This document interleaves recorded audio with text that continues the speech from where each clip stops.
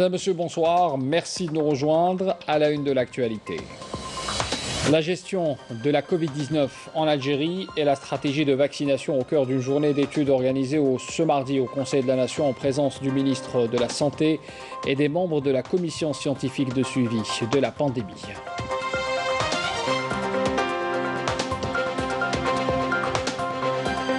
Le chargé de mission à la présidence de la République en visite dans la région d'El Mnia, il affirme que les activités agro-pastorales et l'écotourisme dans les zones d'ombre peuvent contribuer à améliorer les conditions de vie de la population locale.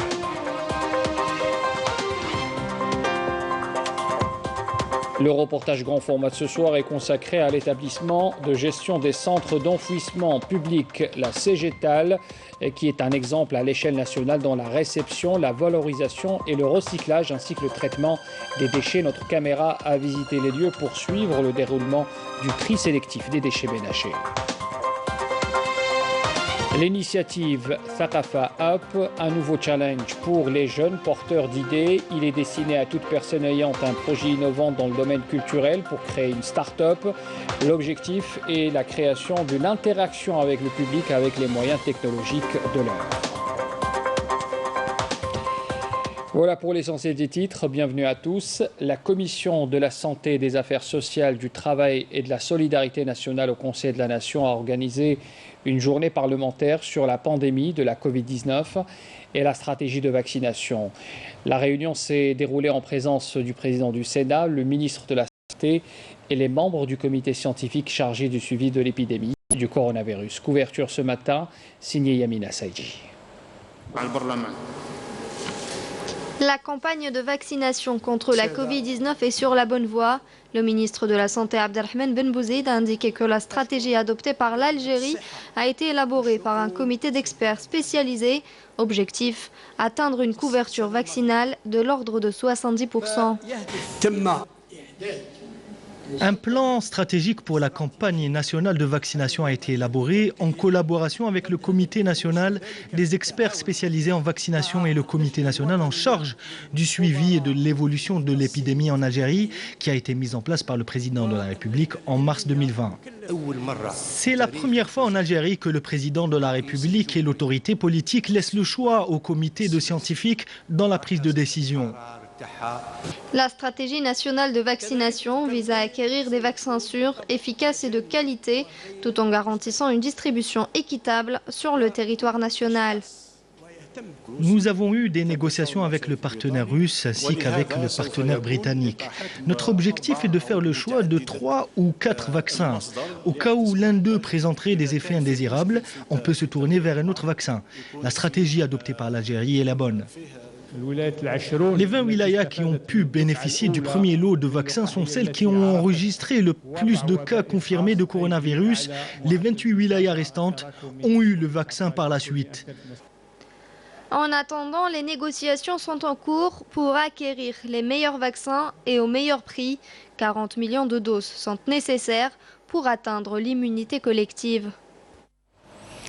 Le chargé de mission à la présidence de la République, Brahim Merred, en visite dans la région d'El Mnia, il a affirmé sur place que les activités agro-pastorales et l'écotourisme dans les zones d'ombre peuvent contribuer à améliorer les conditions de vie de la population locale. Mounena Ouelhamoudi. En visitant les zones d'ombre de Hassiran Mamnea, ainsi que certains villages au sud de la wilaya de Ghardaya, le chargé de mission à la présidence de la République, chargé de mission du dossier zone d'ombre, Brahim Red, a écouté les préoccupations des citoyens, axées principalement sur l'éducation, la santé, l'éclairage public et l'ouverture des réseaux routiers. Nous avons noté plusieurs manquements concernant les conditions de scolarisation. Près de 11 cas de déperdition scolaire sont enregistrés chaque année. L'éloignement et le manque de transport scolaire constituent un véritable calvaire pour nos enfants. L'ouverture d'une route dans cette région permettra de désenclaver Mnea, mais aussi tout le sud de Ghardaya. Cette région pourrait devenir une zone commerciale et industrielle. La clinique est ouverte, mais les services sont à déplorer. On n'y trouve ni médecins ni infirmiers. Une enveloppe de 50 milliards de centimes a été allouée par les pouvoirs publics pour la prise en charge des projets prévus dans cette région et l'amélioration des conditions de vie de ses habitants. Le président de la République accorde un intérêt particulier aux citoyens en difficulté et il œuvre à pallier tous les manquements enregistrés. Aujourd'hui, nous sommes ici pour accomplir cette mission et mettre en application les instructions du président de la République. Il faut savoir que des centaines de milliards ont été injectés pour le développement des zones d'ombre. Beaucoup de projets ont été réalisés et les efforts se poursuivent pour la réalisation de nouveaux projets.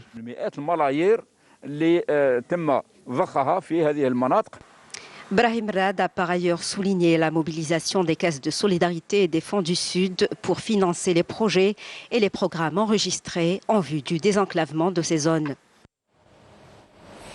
Le ministre de l'Intérieur, des collectivités locales et de l'aménagement du territoire, Kamel Beljoud, a indiqué ce mardi que les efforts des pouvoirs publics pour améliorer le rendement dans le service public et simplifier les procédures administratives au profit des citoyens ne sauraient donner leurs fruits sans une ressource humaine compétente et pourvue de sens de la responsabilité. D'où la nécessité, a-t-il ajouté, de chartes définissant les devoirs et les responsabilités de l'administration et de ses personnels envers les usagers. Une déclaration faite lors de cette journée d'études sur l'éthique dans le service public organisé par le Conseil national économique et social et environnemental.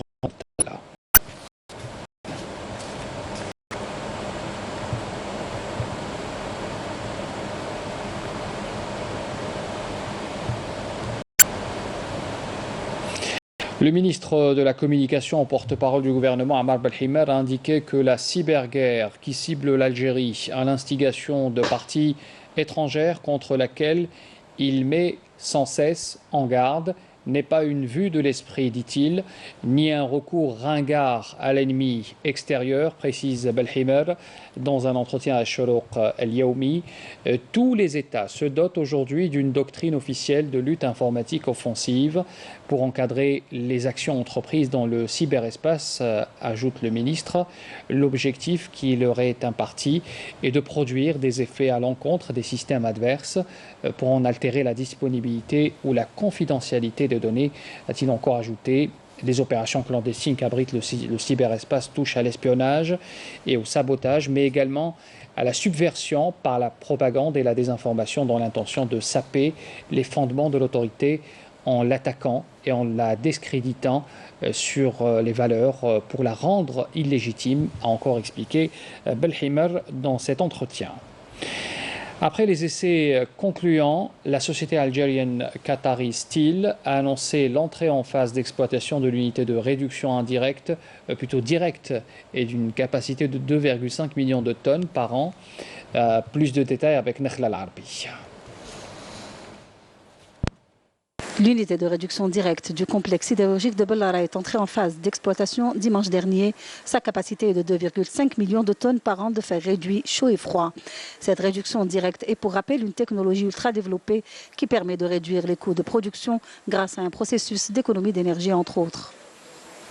Nous avons réalisé le complexe dans sa totalité, notamment les unités de production, et nous sommes prêts à faire face à la concurrence, couvrir les besoins du marché national et intégrer le marché mondial.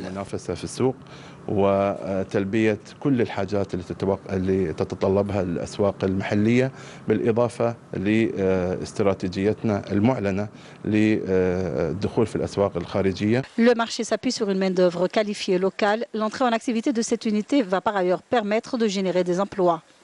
L'unité de réduction directe va permettre de transformer la matière première en produits semi-industrialisés. Il faut 86 employés pour faire tourner l'unité qui fonctionne 24 heures sur 24. Pour les responsables du groupe, la mise en service de cette unité marque une nouvelle étape pour l'industrie sidérurgique nationale. L'agriculture à Béchar, on en parle également, dans la Daïra de l'Ahmar précisément, 500 hectares exploités avec une production variée. Il demeure néanmoins le problème de l'eau et du foncier qui reste posé dans cette région, une région qui aspire à plus de développement. Reportage Mohamed Ben Khadda, le récit de Naïma Chekchek. Daïra de l'Ahmar à Béchar, dans la région dénommée l'Iqsour du Nord, une région de plaine où se pratique particulièrement l'agriculture et l'élevage d'animaux. La sécheresse qui touche ces contrées du sud-ouest, la diminution des eaux souterraines, ajoutée à la situation du foncier agricole, des facteurs qui impactent la production agricole. Vous voyez vous-même, le livret manque d'eau et les arbres ont soif. Le puits de 60 mètres est sec et maintenant j'amène l'eau à 600 mètres d'ici.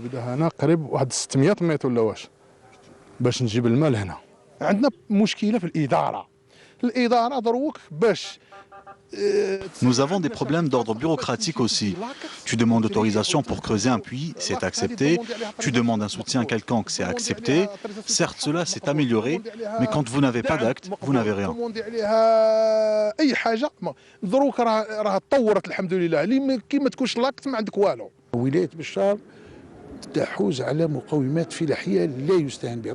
La wilaya de Béchar dispose de potentialités agricoles considérables. Reste que l'administration soit rigoureuse et se retrousse les manches pour régler ce problème des eaux. Toujours dans l'Ersour du Nord, la région de Boucaïs dispose elle aussi d'une ferme aquacole avec des bassins d'élevage de 2400 mètres carrés. إنشاء مزرعة مشتركة جزائرية مصرية على مستوى المزرعة النموذجية لتربية المائيات ببكايس. Cette ferme est le fruit d'une coopération algéro-égyptienne et le plus important dans ce partenariat est de s'inspirer de l'expérience égyptienne avec un transfert de la technologie. Il est question de l'élevage du tilapia et du bourri avec un accompagnement en formation technique auprès d'étudiants. Sur un autre volet, la Daïra de l'Ahmar a bénéficié d'opérations d'aménagement de structures éducatives avec notamment restaurants scolaires et infrastructures sportives.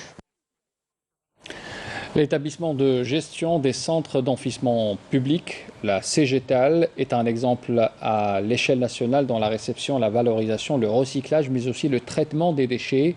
Notre caméra a visité les lieux pour suivre le déroulement du tri des déchets ménagers. Le reportage est signé Mariam Damis. Environ 750 camions poubelles viennent quotidiennement décharger ici, dans cet établissement de gestion des centres d'enfouissement technique à Malma, s'étendant sur une superficie de 115 hectares. Ce centre reçoit 2400 tonnes de déchets par jour. Le traitement des déchets passe par plusieurs étapes. Après leur réception, vient le tri sélectif. Nous recevons quotidiennement une grande quantité de déchets ménagers, à savoir le plastique, le métal et le carton. Leur gestion se fait selon les catégories. Donc notre mission est de réceptionner les déchets ménagers assimilés, inertes, ainsi que les déchets verts, pour les trier, traiter et les valoriser. Donc nous occupons sur la globalité, sur le traitement qui varie entre le tri, la valorisation et la transformation de certains produits. Recycler les déchets verts, le compostage est un processus de transformation des déchets organiques. Le compost permet d'améliorer le sol, sa structure et sa fertilité. On obtient un déchet d'un produit fini, qu'on s'appelle le compost, utilisé à différents domaines, tels que l'agriculture, les espaces verts et les pépinières. Valoriser les déchets, c'est aussi préserver nos richesses d'un côté. C'est vrai que nous avons commencé par l'enfouissement, donc les quantités qui sont enfuites, c'est des quantités énormes. Et nous voulons, objectif, aller vers réduction de l'enfouissement et aller vers une valorisation. La valorisation des déchets constitue un des meilleurs moyens pour réduire l'impact écologique des déchets. Ces matières récupérées seront vendues aux clients exerçant dans les domaines de l'industrie, des travaux publics et de l'agriculture. Une session de formation a été organisée aujourd'hui au profit du personnel de la cellule de réception des dénonciations et atteintes aux droits de l'enfant.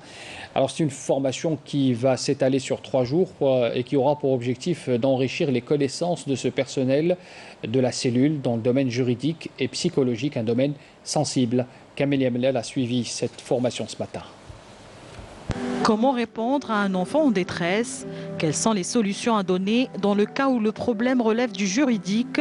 De questions qui constituent l'essentiel de cette formation au profit du personnel de la cellule de réception des dénonciations relatives aux atteintes aux droits de l'enfant. Une session de formation qui va s'étaler sur 3 jours. Il faudrait une équipe multidisciplinaire qui est constituée parfois de sociologues, d'avocats et de travailleurs sociaux. Et selon les cas, chacune de ces spécialités doit faire face à la situation qu'il faut. Pour certains cas, il suffit juste de faire des recommandations, de donner des conseils. Pour d'autres, il faut une intervention urgente. Pour d'autres, il faut carrément une prise en charge juridique, etc. Et donc, selon les cas, et c'est pourquoi la formation est multidisciplinaire et concerne plusieurs secteurs à la fois.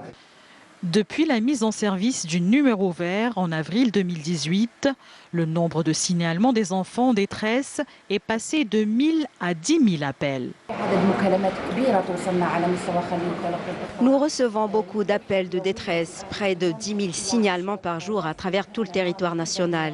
À travers ce numéro vert, les citoyens demandent aussi des orientations et des conseils.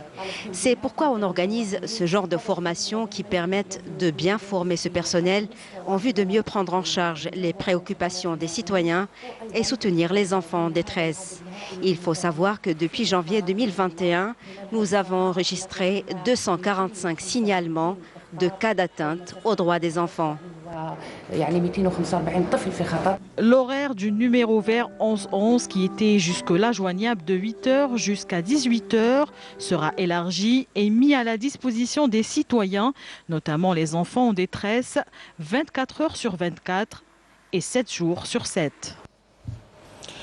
Le bilan de la Covid-19, 175 nouveaux cas confirmés de coronavirus, 162 guérisons et 2 décès ont été enregistrés ces dernières 24 heures. On écoute un bilan plus détaillé avec le docteur Jamel Fourar. Les principaux indicateurs enregistrés au cours des 24 dernières heures sont les suivants. 175 nouveaux cas, 250 nouveaux patients hospitalisés, 162 patients guéris, 19 patients en soins intensifs et 2 décès. Avec la déclaration de 175 nouveaux cas, l'incidence au cours des 24 dernières heures reste toujours inférieure à 1 cas pour 100 000 habitants. Il faut également souligner que 19 wilayas n'ont pas déclaré de cas durant les 24 dernières heures, 25 wilayas ont déclaré entre 1 et 9 cas et seulement 4 wilayas ont déclaré 10 cas et plus. Les décès enregistrés au cours des 24 dernières heures, nous avons malheureusement encore enregistré 2 nouveaux décès, rahimahumullah. Pour ce qui est de nouvelles hospitalisations durant les 24 dernières heures, leur nombre est de 250 nouveaux patients. Les patients guéris à ce jour, leur nombre est de 76 330 patients guéris, dont 162 au cours des 24 dernières heures. Pour ce qui est des soins intensifs, nous avons actuellement au niveau de nos hôpitaux au niveau national 19 patients hospitalisés en soins intensifs. Dans l'actualité également, le président de la République arabe sahraoui démocratique, secrétaire général du Front Polisario Brahim Ghali, a affirmé que le peuple sahraoui était légitimement en droit de répondre avec force aux violations de l'état d'occupation et à tout acte visant à attenter à la sécurité des citoyens sahraouis, où qu'ils soient. Il a fait cette déclaration dans un message adressé au secrétaire général de l'ONU, Antonio Guterres, et à la présidente en exercice du Conseil de sécurité. Le président Ghali a condamné les violations récurrentes et systématiques perpétrées par les forces d'occupation marocaines contre les civils sahraouis dans les territoires occupés au Sahara occidental. On revient en Algérie pour parler de cette initiative. Thaqafa Up est un nouveau challenge pour les jeunes porteurs d'idées. Il est destiné à toute personne ayant un projet innovant dans le domaine culturel afin de créer une start-up, comme dans le domaine de la musique, la littérature, les arts visuels ou encore le cinéma et le théâtre. L'objectif, faire des espaces d'expression, des lieux culturels interactifs et attractifs surtout, et développer ainsi les dispositifs numériques qui stimulent les interactions avec le public. Reportage Walid Yousfi. Thaqafa Up, un challenge qui met en avant les compétences des start-upers et porteurs de projets dans le domaine de la culture. Un rendez-vous qui promet de rassembler les acteurs du numérique et de la culture autour d'un seul et même objectif, promouvoir la numérisation de l'industrie culturelle. Le ministère de la Culture, en partenariat avec le ministre délégué des startups, organise depuis le 7 février un challenge qui vise au renforcement du tissu d'entrepreneuriat culturel en encourageant des startups à participer à la promotion de la culture et devenir partie prenante des industries culturelles et créatives. La durée du challenge est de 3 semaines et l'inscription se fait en ligne sur la plateforme Challenge Service Culture des Aides. Nous appelons à travers ce challenge les jeunes porteurs d'idées et de projets à développer des outils numériques pour la promotion et la valorisation de la culture algérienne et l'identification des acteurs culturels et l'interaction avec les publics. Le concours Thaqafa Up, qui est le premier challenge ou concours dans son genre, qui vise à promouvoir les startups qui activent dans le secteur de la culture. Le premier objectif, c'est vraiment de concrétiser ce partenariat qu'on a avec le ministère de la Culture, parce qu'aujourd'hui, on considère que les startups peuvent vraiment venir avec des idées novatrices, des idées nouvelles pour redynamiser l'industrie culturelle en Algérie. Le deuxième objectif, c'est de faire en sorte que ces startups-là, ces porteurs de projets innovants, puissent être reconnus pour leur travail, puissent également bénéficier d'aide et puissent gagner en visibilité. À peine une semaine après l'ouverture des inscriptions, ce concours connaît beaucoup de succès et compte déjà pas moins de 120 participants répartis à travers les 4 coins du pays.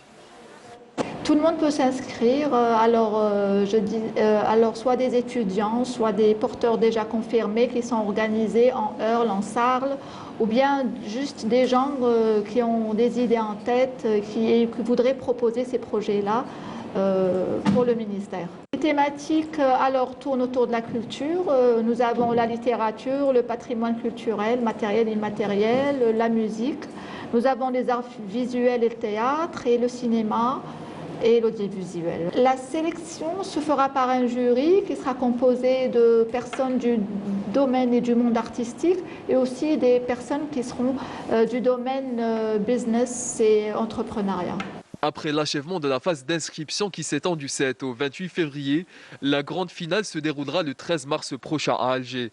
Les lauréats pourront bénéficier d'un travail d'accompagnement à travers des incubateurs thématiques pour leur permettre de concrétiser leurs projets et participer par la même occasion à la numérisation du secteur de la culture. Fin de ce journal. Merci de l'avoir suivi. Je vous souhaite une excellente soirée. À demain.